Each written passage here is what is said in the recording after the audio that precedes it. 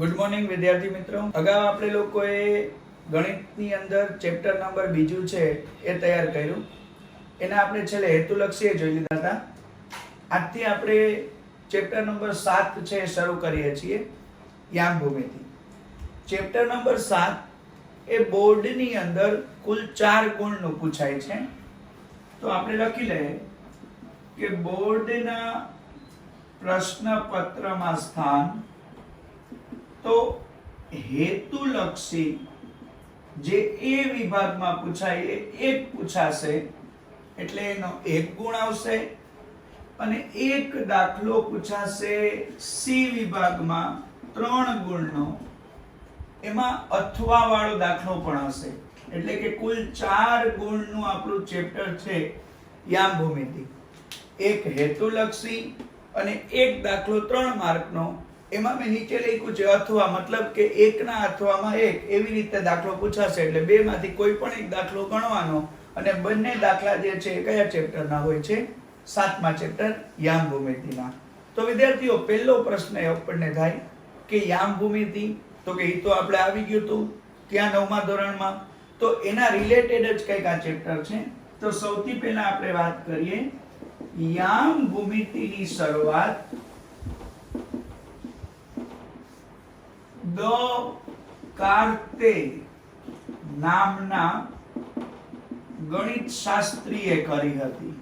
યાદ રાખજો, કોણે કરી હતી? દ કાર્તેએ. યામ ભૂમિતિ આપણે લોકો ભણી ગયા છીએ 9માં. એનું થોડુંક આપણે રિવાઇઝ કરી લઈએ. યામ ભૂમિતિ એટલે કે જેની અંદર આલેખ પત્ર હોય, જેને આપણે યામ સમતલ કહીએ છીએ. એમાં x અક્ષ અને y અક્ષ. યાદ રાખો, આડી હરોળ એટલે x અક્ષ અને ઊભી એટલે કે શિરોલંબ રેખા એને આપણે શું કહીએ છીએ? y અક્ષ. બંને અક્ષ જ્યાં છેદે એને ઉગમ બિંદુ કહેવાય. ઉગમ બિંદુનું નામ આપણે શું આપશું વિદ્યાર્થીઓ? O. બરાબર છે.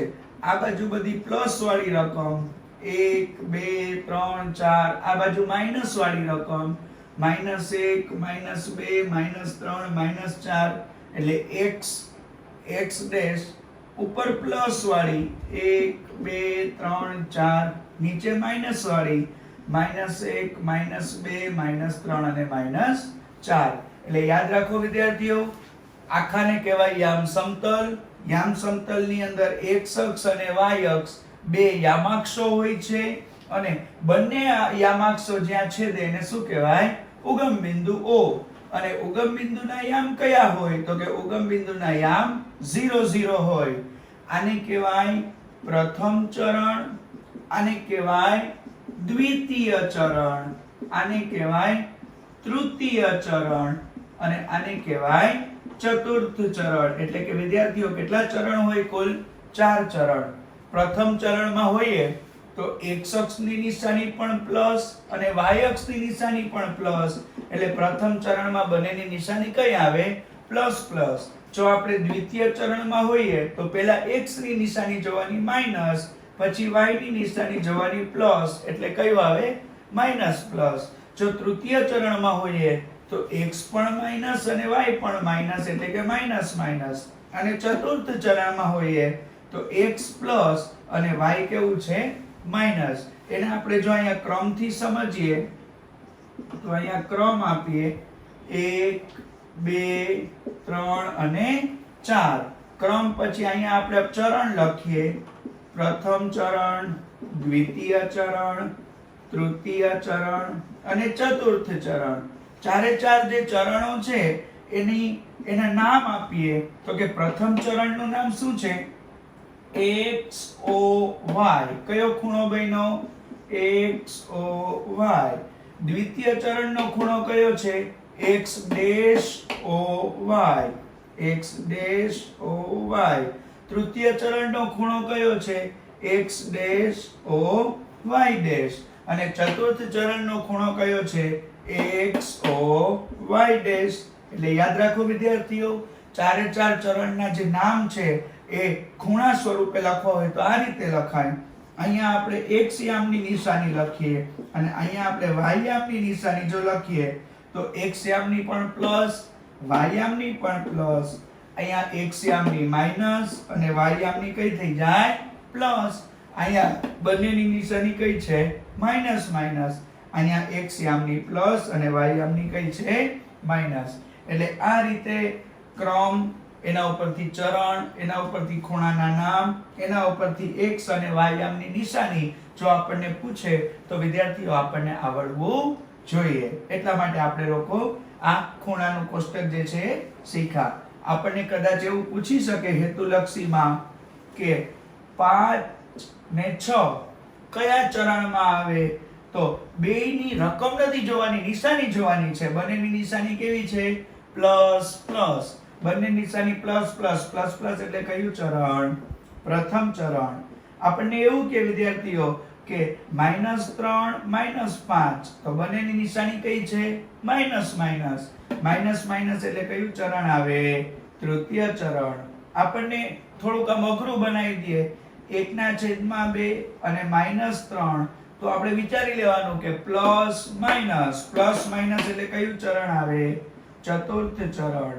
આપણને ઊંધું કહે કે 0 અને 3 તો જુઓ અહીંયા કયો 0 છે x યામ 0. x યામ 0 તો આ રકમ કયા ઉપર કહેવાય y અક્ષ ઉપર. યાદ રાખજો આવી રકમ કોઈ ચરણમાં ન આવે, આ રકમ ક્યાં આવે અક્ષ ઉપર આવે. બરાબર, કયા અક્ષ ઉપર y અક્ષ ઉપર. આપણને એમ કહે કે -3 અને 0 તો અહીંયા આગળ y યામ 0 છે તો આ રકમ કોની ઉપર આવે x અક્ષ ઉપર. એટલે આ પણ તમે યાદ રાખવાનું છે અને હેતુલક્ષીમાં પૂછાય તો આપણે શું કરવાનું છે લખી લેવાનું છે. હવે આપણને વિદ્યાર્થીઓ આવા આલેખ નથી પૂછાવાના, પણ આ આલેખ ઉપરથી આપણે આ કોષ્ટક શીખ્યું અને એના ઉપરથી આવો કોઈ હેતુલક્ષી પૂછાય તો ઈ આપણે શીખ્યા. પણ ખરેખર આપણને શું પૂછવાના છે તો કે સૌથી પહેલા અંતર ગોતવાના દાખલા. દાખલા તરીકે તમને લોકોને યામ સમતલના કોઈ બે બિંદુ આપે, અહીંયાથી આ બિંદુ આપે, અહીંથી આ બિંદુ આપે, આ બિંદુ આપે, એમ કોઈ પણ બે બિંદુ આપે અને બે બિંદુ વચ્ચેનું અંતર ગોતવાનું પૂછે તો અંતર ગોતવાના દાખલા છે એ આપણને આવશે વિદ્યાર્થીઓ 7.1 ની અંદર. પછી 7.2 તો એની અંદર આપણને ભાઈ ક્ષેત્રફળના 7.2 ની અંદર આપણને વિભાજનના દાખલા પૂછશે કે રેખાખંડનું વિભાજન કરો. બરાબર, અને 7.3 ની અંદર આપણને ક્ષેત્રફળના દાખલા પૂછ્યા છે અને 7.4 ની અંદર આપણને વિશિષ્ટ દાખલા આપ્યા છે. તો સૌથી પહેલા અંતર ગોતવા માટે આપણે વાત કરીએ વિદ્યાર્થીઓ અંતર સૂત્રની. તો અંતર સૂત્ર કેવી રીતે કામ કરે છે તો કે માની લો આપણને કોઈ એક રેખાખંડ આપ્યો હોય, એ રેખાખંડનો પહેલો યામ એટલે a, રેખાખંડ આલેખ પત્રની અંદર હોય, એના યામ આપણે કહી દઈએ x1 y1. બીજો યામ એટલે b, એના યામ આપણે કહી દઈએ x2 y2. જોઈ લો મેં રેખાખંડના બે યામ આપ્યા x1 y1 અને x2 y2. અને માની લ્યો કે મને એવું કહેવામાં આવે કે આ રેખાખંડનું અંતર ગોતો, મતલબ કે આ રેખાખંડ વચ્ચેનું અંતર કેટલું છે. તો વિદ્યાર્થીઓ આના માટે સૂત્ર કેવી રીતે કામ કરે તો કે કોનું અંતર ગોતવું છે AB નું. તો AB નું અંતર ગોતવા માટેનું સૂત્ર કયું છે તો કે AB નો વર્ગ બરાબર x1 x2 નો કૌંસ ઉપર વર્ગ પ્લસ y1 y2 એનો કૌંસ ઉપર વર્ગ. સૂત્ર જોઈ લ્યો AB square is equal to x1 x2 square plus y1 y2 નો સ્ક્વેર. અથવા તમે એમ પણ લખી શકો કે AB is equal to x1 x2 square plus y1 y2 નો સ્ક્વેર અને વર્ગ બીજી બાજુ જાય તો શું થઈ જાય વર્ગમૂળ. એટલે બંને સૂત્ર એક જ છે. આમાં મેં AB ઉપર વર્ગ આપ્યા છે અને આમાં વર્ગ બીજી બાજુ જાય તો વર્ગમૂળ. એટલે આ આપણું અંતર સૂત્ર જે છે પહેલું સૂત્ર જેનાથી આપણે સ્વાધ્યાય 7.1 છે ભણી શકશું. તો ચાલો હવે આપણે જોઈએ સ્વાધ્યાય 7.1 દાખલા નંબર પહેલો. નીચે આપેલ બિંદુઓની જોડ વચ્ચેનું અંતર શોધો. વિદ્યાર્થીઓ હમણાં આપણે લોકોએ અંતર સૂત્ર ભણ્યા, ઈ જે અંતર સૂત્ર ભણ્યા એના રિલેટેડ જ હવે આપણને દાખલા આપ્યા છે. આપણને જુઓ બે બિંદુઓ બે યામ આપ્યા છે, પહેલું 2 3, બીજું 4 1. આ બંને વચ્ચેનું આપણે શું કરવાનું છે અંતર ગોતવાનું છે. આપણે એવું કરીએ, આને આપી દઈએ a અને આને આપી દઈએ b, એટલે a અને b વચ્ચેનું અંતર ગોતવાનું. ab વચ્ચેનું અંતર ગોતવા માટેનું સૂત્ર હતું ab વર્ગ x1 x2 નો વર્ગ y1 y2 નો વર્ગ. હવે તમને ખબર છે આને x1 કહેવાય, આને y1 કહેવાય, આને x2 કહેવાય, આને y2 કહેવાય. દરેકની અંદર પહેલો યામ એટલે x, બીજો યામ એટલે y, એટલે x1 y1 અને x2 y2. ચાલો હવે આપણે સમજીને કિંમત મૂકતા જઈએ. x1 એટલે કેટલા? 2. x2 એટલે કેટલા? 4. એનો કૌંસ ઉપર શું આવી જાય? વર્ગ. y1 એટલે કેટલા? 3. y2 એટલે કેટલા? 1. એનો પણ કૌંસ ઉપર શું આવી જાય? વર્ગ. ફરીથી જોઈ લ્યો. આને a નામ આપ્યું, આને b નામ આપ્યું. બેયનો પહેલો યામ એટલે x1 ને x2, બેયનો બીજો યામ એટલે y1 અને y2.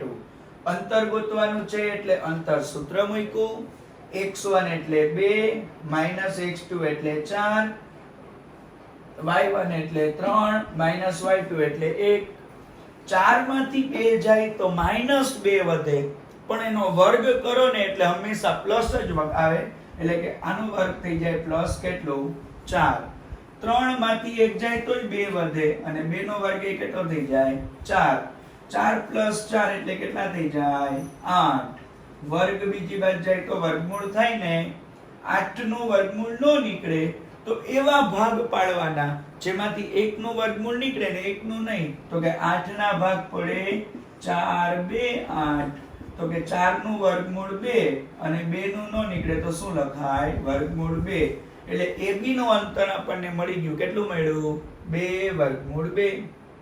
ચાલો બીજો દાખલો જોઈએ. પહેલી રકમને શું આપવાનું? a. બીજા યામને શું નામ આપવાનું? b. a અને b વચ્ચેનું શું ગોતવાનું? અંતર. અંતર સૂત્ર ab નો વર્ગ x1 x2 square y1 y2 square.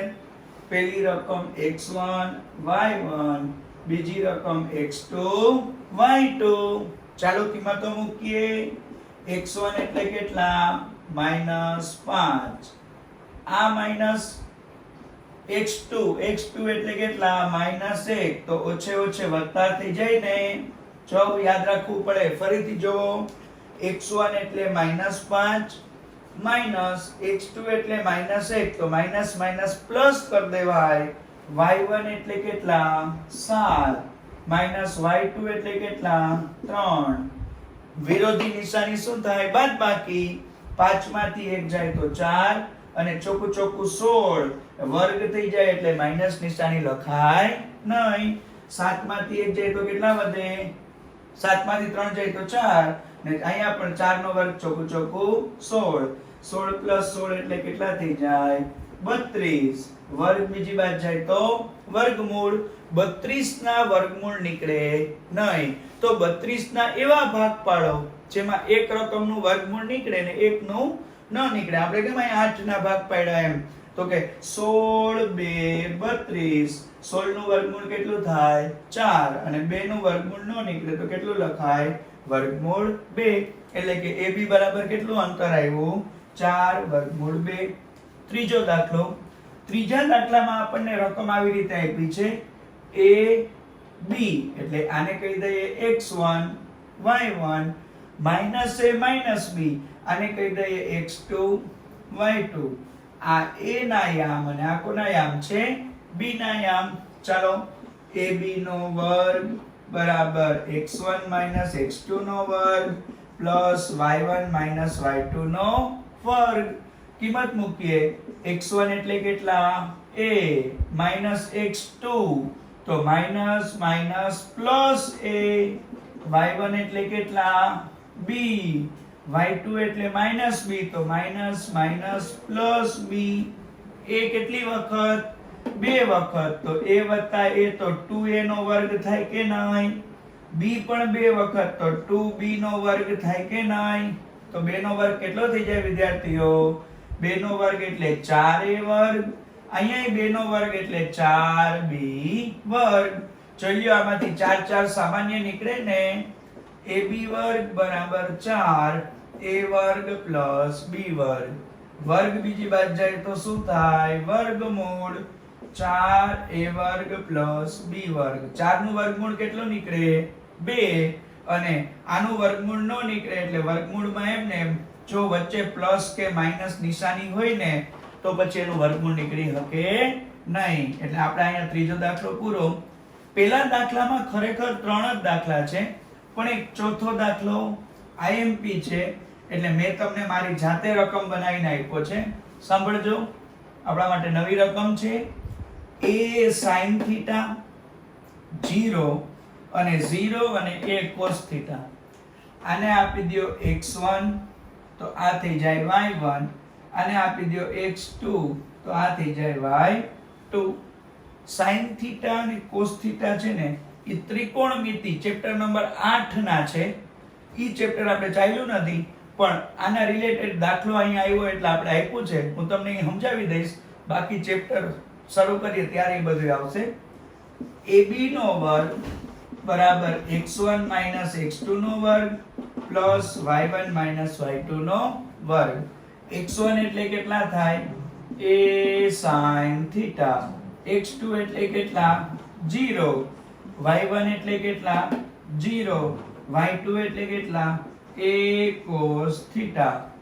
0 નું મહત્વ નથી તો a નો વર્ગ ઇન્ટુ sin નો વર્ગ. જો થીટા એટલે તો ખૂણો થાય, ખૂણાનો વર્ગ કાંઈ હોય નહીં, એટલે કે a ઉપર એ વર્ગ આવે ને sin ઉપર એ વર્ગ આવે, પ્લસ માઈનસ નો વર્ગ પ્લસ થઈ જાય.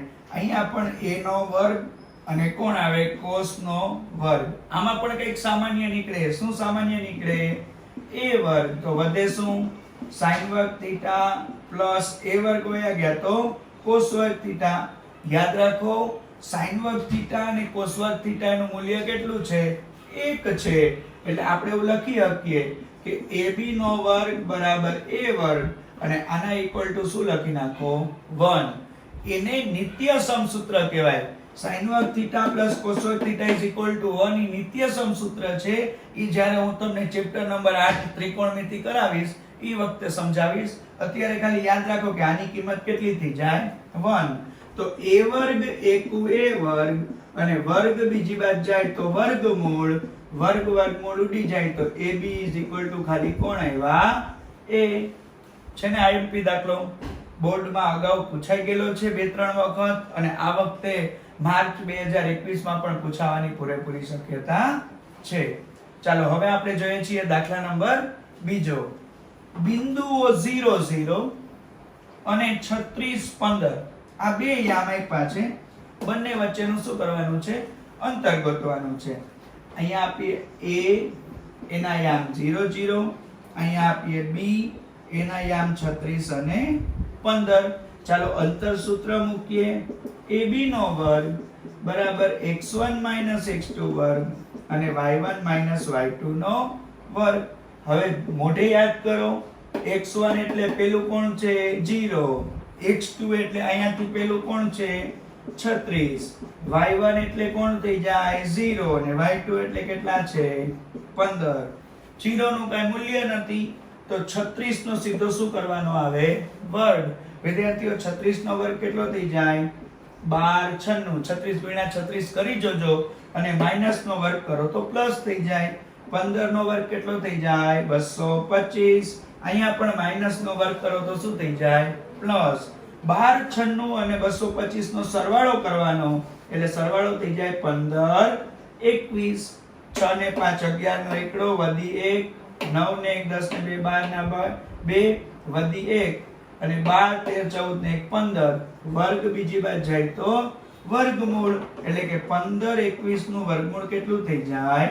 39. એટલે અંતર સૂત્ર આપણને કેટલું મળી ગયું? 39. અહીંયા આપણે પહેલો અને બીજો બે દાખલા પૂરા કર્યા. દાખલા નંબર 3. બિંદુઓ 1 5 2 3 અને -2 -11 આ ત્રણેય બિંદુઓ સમરેખ બિંદુઓ છે તેમ પ્રસ્થાપિત કરો. હવે આપણે અત્યાર સુધીમાં દાખલા નંબર 1 અને દાખલા નંબર 2 ભણ્યા. એમાં વિદ્યાર્થીઓ આપણને એવું આપ્યું હતું કે અંતર શોધો.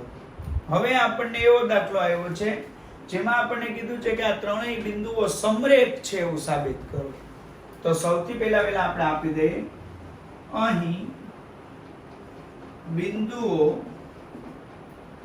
A of 1 5, B of 2 3 અને C of -2 -11 છે. એટલે કે અહીંયા આપણી પાસે ત્રણ બિંદુઓ છે. પહેલાને A નામ આપ્યું, બીજાને B નામ આપ્યું, ત્રીજાને C નામ આપ્યું. હવે જો આપણે આ ત્રણેય બિંદુઓ સમરેખ છે એવું સાબિત કરવું હોય તો આપણે ત્રણેયનું અંતર ગોતવું પડે. એટલે કે AB વચ્ચેનું, BC વચ્ચેનું અને AC વચ્ચેનું. તો ચાલો સૌથી પહેલા આપણે AB વચ્ચેનું અંતર ગોતીએ. AB નો વર્ગ બરાબર x1 x2 નો વર્ગ પ્લસ y1 y2 નો વર્ગ. x1 એટલે કેટલા છે? હવે આપણે યાદ રાખવાનું A અને B એટલે આ બે જ યામ આપણે જોવાના, C ને હમણાં જોવાનું નથી. x1 એટલે કે પહેલાનો x યામ કેટલો? 1 માઈનસ x2 એટલે કે બીજાનો x યામ કેટલો છે? 2. એનો કૌંસ ઉપર શું આવી જાય? વર્ગ. y1 એટલે પહેલાનો y યામ કેટલો છે? 5. y2 એટલે કે બીજાનો y યામ કેટલો છે? 3. એનો પણ કૌંસ ઉપર શું થઈ જાય? વર્ગ. ધ્યાનથી સમજવાનું 1 2 નો સ્ક્વેર 5 3 નો સ્ક્વેર. તો 2 માંથી 1 જાય તો 1 અને 1 નો વર્ગ કેટલો થઈ જાય? 1. 5 માંથી 3 જાય તો 2 અને 2 નો વર્ગ કેટલો થઈ જાય? 4. 4 વત્તા 1 એટલે કેટલા આવે? 5. અને વર્ગ બીજી બાજુ જાય તો શું થઈ જાય? વર્ગમૂળ. વિદ્યાર્થીઓ 5 નું વર્ગમૂળ નીકળે નહીં. તો અહીંયા આપણે શું કર્યું? AB નું અંતર ગોતી લીધું. બરાબર છે. હવે આપણે કોનું અંતર ગોતશું? BC નું. તો કે BC નો વર્ગ બીજી વખત પછી સૂત્ર ન લખો તો ચાલે. એક ને એક દાખલામાં એક જ વાર સૂત્ર લખાય, પછી એક ને એક દાખલામાં 3-4 વખત હોય તો વારંવાર સૂત્ર લખવાની કઈ જરૂર નથી. ચાલો B અને C ઉપર જ જોવાનું. બંનેનો પહેલો યામ, બંનેનો બીજો યામ. પેલા કેટલા આવે? 2 માઈનસ પ્લસ 2. નિશાની યાદ છે ને? x1 એટલે 2, પછી આ માઈનસ, x2 એટલે -2, તો માઈનસ કેટલા થઈ જાય? પ્લસ. y1 એટલે કેટલા? 3 માઈનસ પ્લસ 11 એનો પણ શું થઈ જાય? વર્ગ. મેં તમને કીધું તું નિશાની બબે વખત લખવી એની કરતા સીધું માઈનસ શું કરી દેવાય? પ્લસ. ઈ સહેલું પડે. 2 માઈનસ પ્લસ 2, 3 માઈનસ પ્લસ 11. 2 વત્તા 2 એટલે કે 4 ને 4 નો વર્ગ કેટલો થાય? 16. 11 વત્તા 3 કેટલા થઈ જાય? 14. 14 નો વર્ગ કેટલો થઈ જાય? 196. 196 માં કેટલા ઉમેર દેવાના? 16. તો કે 6 ને 6 12, 12 ના 2 વધી 1, 19 ને 21 ને કેટલા થઈ જાય? 21. બરાબર. એટલે કે 200 ને કેટલા આવ્યા? 12. ફરી એકવાર જોઈ લ્યો. 2 માઈનસ પ્લસ 2, 3 માઈનસ પ્લસ 11. તો 2 વત્તા 2 એટલે 4. 4 નો વર્ગ ચોખ્ખું 16. 11 ને 3 14. 14 નો વર્ગ 196. 6 ને 6 12 ના 2 વધી 1, 19 ને 21 ને 21. 200 ને કેટલા આવ્યા? 12. વર્ગ બીજી બાજુ જાય તો શું થઈ જાય? વર્ગમૂળ. 212 નું વર્ગમૂળ નીકળતું નથી. તો એના અડધા કરી નાખાય. મેં તમને કીધું હતું કે ભાગ એવા પાડો જેમાં 1 નું વર્ગમૂળ ન નીકળે ને 1 નું નીકળે. તો કે 212 એના અડધા કેટલા થાય? તો કે 106 ગુણ્યા કેટલા થયા? 2. બરાબર ને? 100 ના ડબલ 200 ને 6 ના ડબલ 12. 106 એના અડધા કેટલા થાય? તો કે 53. આના અડધા કર્યા તો 2 ના ડબલ કરી નાખો કેટલા થઈ જશે? 4. 212 ના અડધા 106 ગુણ્યા 2, 106 ના અડધા 53 ગુણ્યા કેટલા કરવાના? 4. તો કે 53 ગુણ્યા 4 એના ભાગ પડ્યા 53 ગુણ્યા 4. હવે 53 ના કઈ ભાગ પડે નહીં, તો 4 નું વર્ગમૂળ કેટલું નીકળે? 2 વર્ગમૂળ કેટલું આવ્યું? 53. આપણે કોનું અંતર ગોત્યું? BC નું. હવે આપણે ત્રીજું અંતર કોનું ગોતશું વિદ્યાર્થીઓ? AC નું. AB, BC અને AC. AC નો વર્ગ, ચાલો A અને C, 1 માઈનસ માઈનસ પ્લસ 2 અને કેટલા આવે? 5 માઈનસ માઈનસ પ્લસ 11. હવે નિશાનીઓ યાદ રહી ગઈ ને? 1 માઈનસ સૂત્રમાંથી, 1 માઈનસ રકમનું, એટલે માઈનસ માઈનસ કેટલા થઈ જાય? પ્લસ.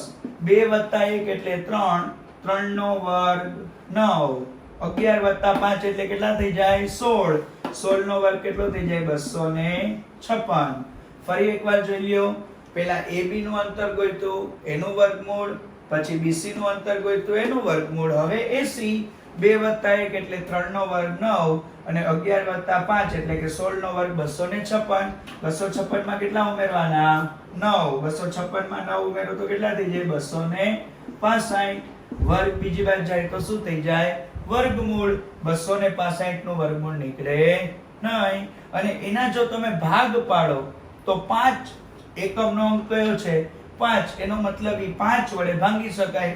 265 ભાગ્યા જો તમે 5 કરો તો 5 5 25, 1 વધ્યું અને 5 3 15, એટલે કે એના ભાગ પાડો ને તો 53 ગુણ્યા 5 પડે, પણ એમાં પણ એકેયનું વર્ગમૂળ નીકળતું નથી. અહીંયા કેમ આપણે 53 ગુણ્યા 4 ને 4 નું વર્ગમૂળ કાઢ્યું, એમાં અહીંયા 53 ગુણ્યા 5 પણ એમાં એકેયનું વર્ગમૂળ ન નીકળે, તો એમને એમ રહેવા દો.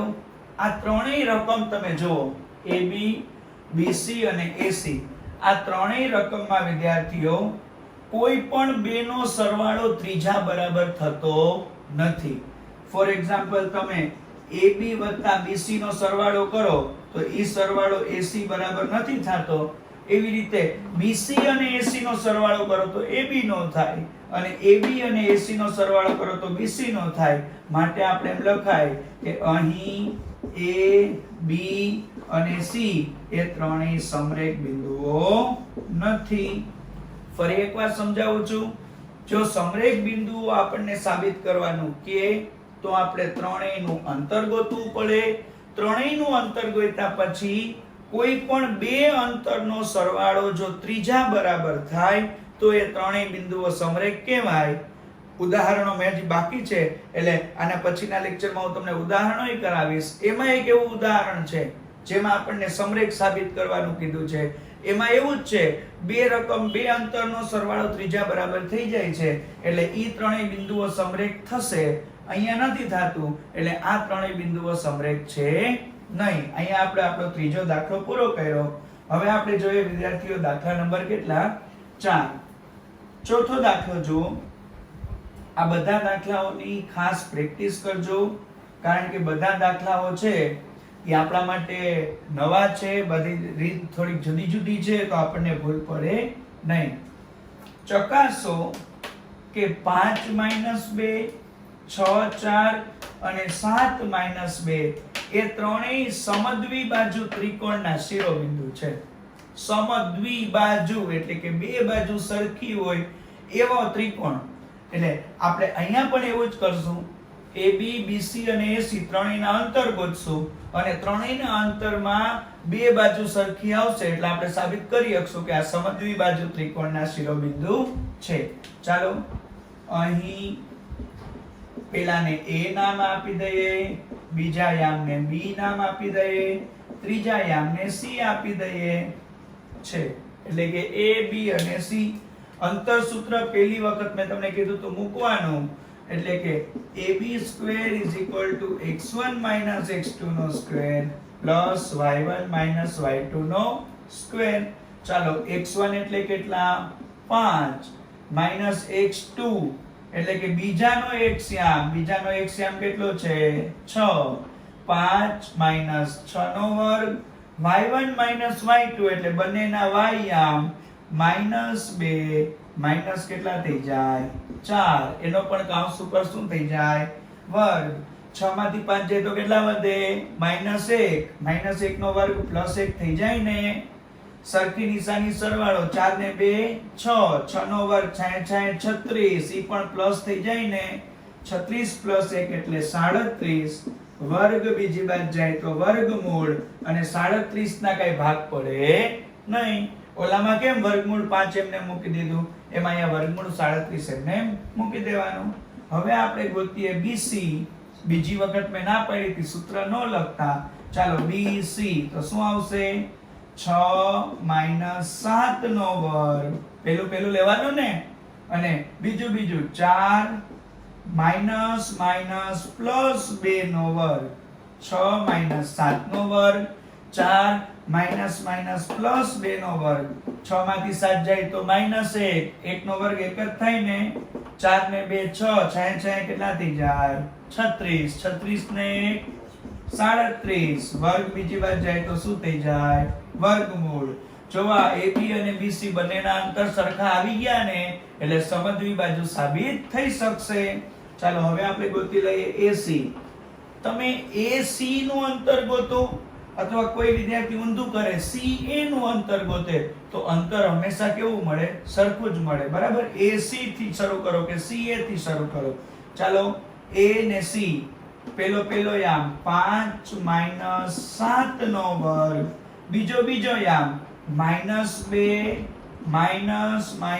પ્લસ 2 નો વર્ગ. ફરીથી જોઈ લ્યો 5 - 7 નો વર્ગ -2, 1 માઈનસ સૂત્રના, બરાબર, અને 1 - 7 તો માઈનસ પ્લસ 2 નો વર્ગ. 5 માંથી 7 જાય તો -2, એનો વર્ગ કેટલો થઈ જાય 4. અહીંયા તો બે ઉડી જાય વિરોધી નિશાની તો 0 નો વર્ગ 0 અને 4 નું વર્ગમૂળ કેટલું નીકળે 2.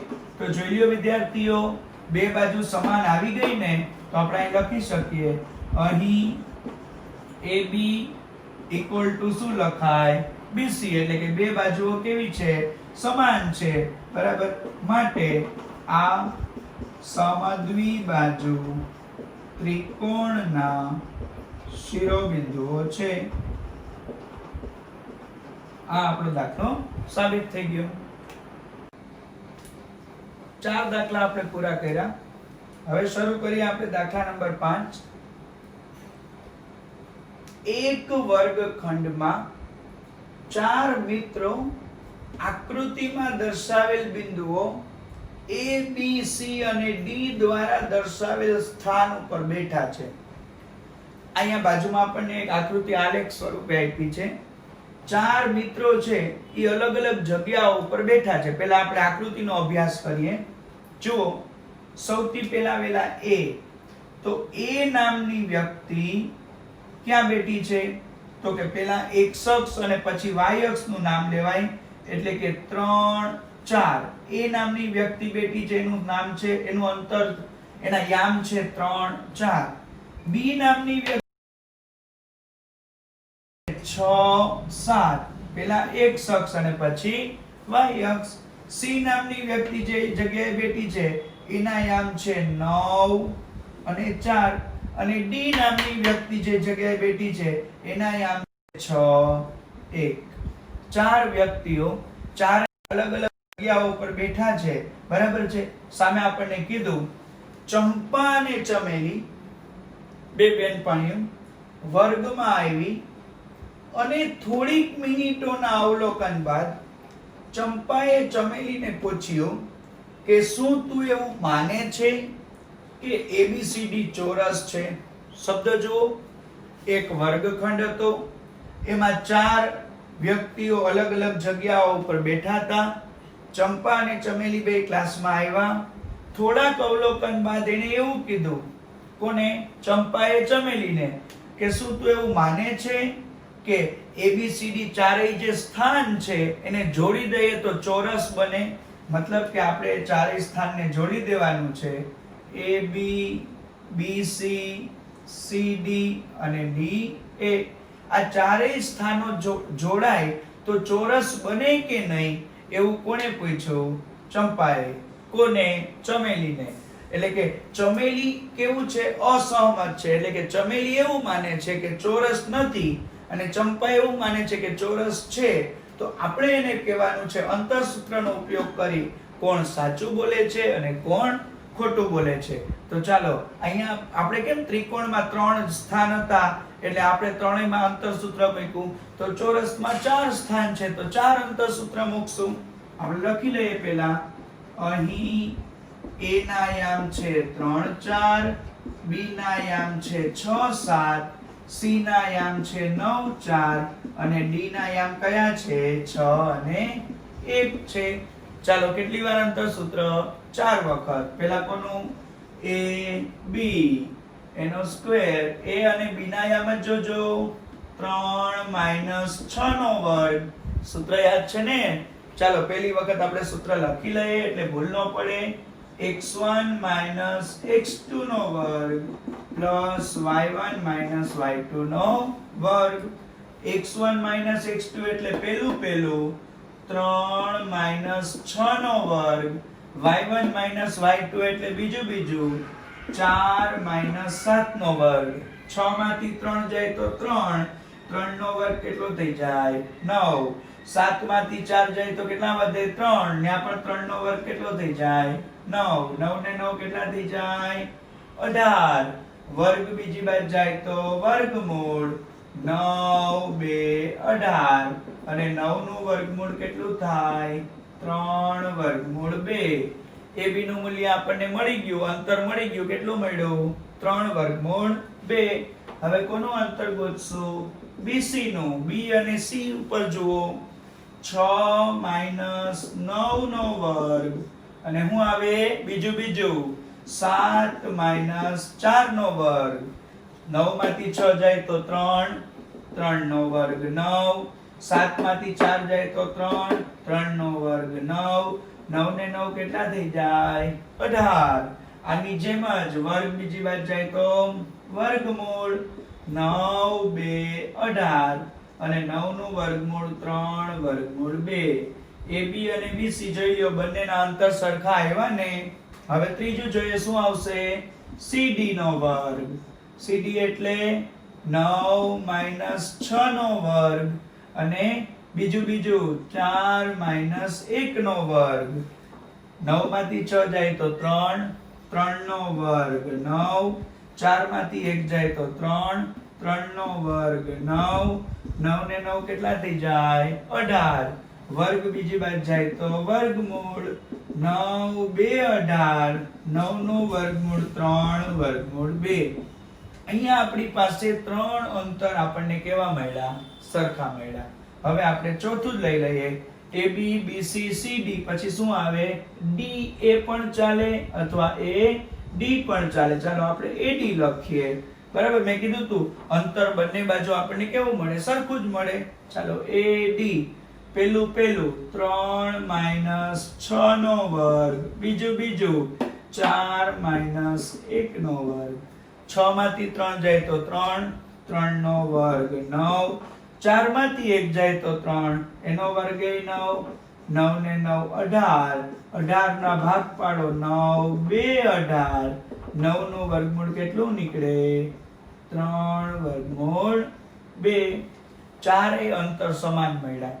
હવે જ્યારે ત્રિકોણ સાબિત કરવાનું હોય ત્યારે 3 બાજુઓ જ આવે, પણ ચોરસ, લંબચોરસ, ચતુષ્કોણ એવું સાબિત કરવાનું હોય ત્યારે 4 બાજુઓ લેવાની, એના અંતરે ગોતવાના ને 2 વિકર્ણોના અંતર પણ ગોતવા પડે. એટલે કે ટોટલ 6 વખત અંતર સૂત્ર મૂકવું પડે. ચાલો આપણે વિકર્ણો લઈ લઈએ. વિકર્ણો કોણ આવે? AC. બરાબર ને? અને બીજું આવે BD. ચાલો AC તો શું આવશે? 3 - 9 નો વર્ગ પ્લસ 4 - 4 નો વર્ગ. 9 માંથી 3 જાય તો 6. 6 36. 4 4 ઉડી જાય ને 0. 36 નું વર્ગમૂળ કેટલું થઈ જાય? 6. હવે કઈનો આવે? બીજો વિકર્ણ BD. BD લઈ લો. 6 - 6 નો વર્ગ પછી 7 - 1 નો વર્ગ. 6 6 ઉડી જાય 0. 7 માંથી 1 જાય તો 6. 6 નો વર્ગ 36 અને 36 નું વર્ગમૂળ શું નીકળે? 6.